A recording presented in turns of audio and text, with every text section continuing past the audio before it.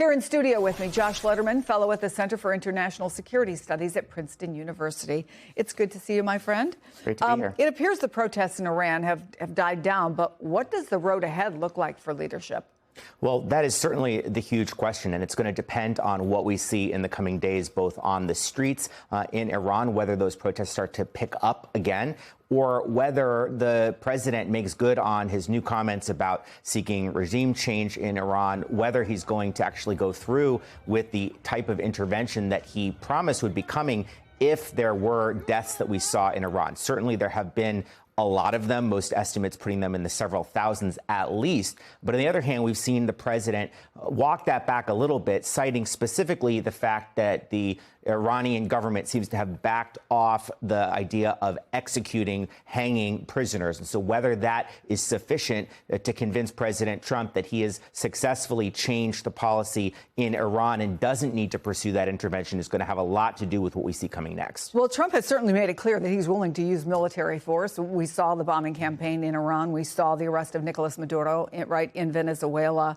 How concerned should Tehran be, though, about the fact that the president has been very forceful and unafraid in international affairs? They should be concerned, and they clearly are very concerned. I think that's the key reason that we've seen a shift both in strategy towards the protesters, but also in their rhetoric about trying to persuade the Iranian people they actually are taking some steps, that acknowledging the problems with the economy. They've offered this basically $7 subsidy to Iranian civilians. But on the other hand, it's pretty unclear at this point whether the kind of steps that the president would take would be focused, like they have in the past, on external matters, nuclear program, missiles, Iranian proxies in the region, because frankly, Chris, the Iranians are not protesting in the streets because of the nuclear program, because of Hezbollah, because of the Houthis. They're protesting because of their collapsing economy and internal repression. And what the U.S. can do militarily or otherwise to actually address those grievances is much less clear.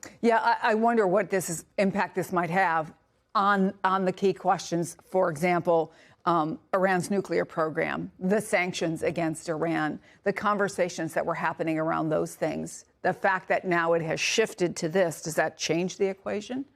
I think it does in some ways. On sanctions, if you talk to any sanctions expert, they'll tell you that we're pretty much tapped out on what we can do. Everything that can be sanctioned has been sanctioned. Now, the nuclear program, there are certainly additional steps that they could take, and they very well may. The Iranians have made clear, according to a lot of the reporting, that they're interested now in pursuing a dialogue with the U.S., essentially trying to tamp things down by potentially putting their some of their actions on the table for discussion.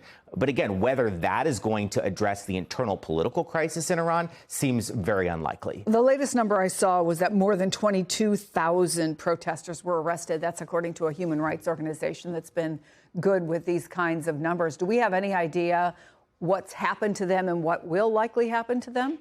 Only based on what we know from the past and previous uprisings, which is many of them will probably remain as political prisoners in Evin prison, other detention centers in Iran. And we also don't know whether the treatment they're going to get or the fact that so many have been rounded up may have been bolstered by the fact that President Trump very publicly called for Iranians to go out into the streets and suggested when he said that help would be coming, that there might be some cover from the United States for that. And so when we hear reports of people in the streets either being killed or detained indefinitely, that raises some question about what role this U.S. Intervention or action or rhetoric is playing in the safety and what happens to these protesters in Iran. Josh Lederman, great to see you, my friend. Thank you so much.